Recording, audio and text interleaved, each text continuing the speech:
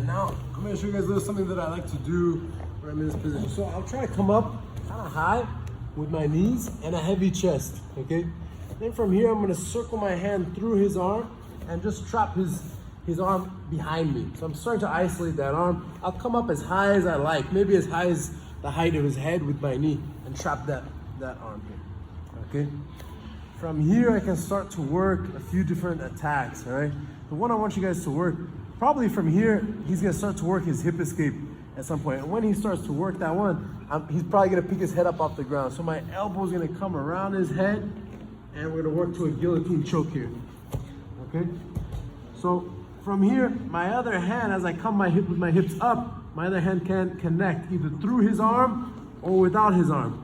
Now we're gonna have a couple of different guillotine options as we finish this one, okay? So the first one is gonna be our more traditional one where we're just holding our wrist. We're gonna pinch his hips with our feet and our knees, and then we're gonna move our head to the side to finish, okay? The other one is gonna be where both knees stay on the ground, my head stays flat, and my forearm comes over his shoulder and drives my wrist into his neck. Okay, so completely different angle and a bit of a different type of finish here.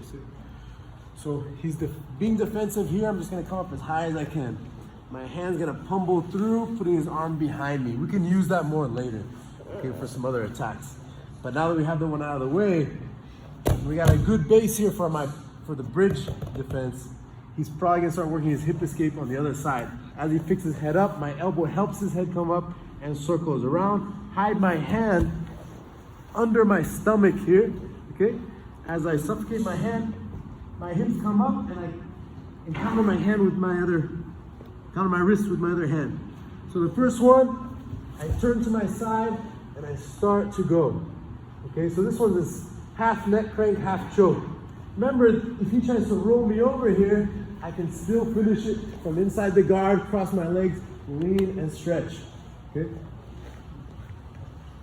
Or maybe sometimes you're here, it has happened to me before, where my partner is hugging my hips and not letting me turn, right? So I can't get a good angle. That's fine. Forehead on the mat, lift up a little bit, my forearm comes over his collarbone, and my wrist is gonna drive into his neck. Okay, so two types of guillotines. Make sure you guys can do both, all right? Let's give it a shot. 1, 2, 3.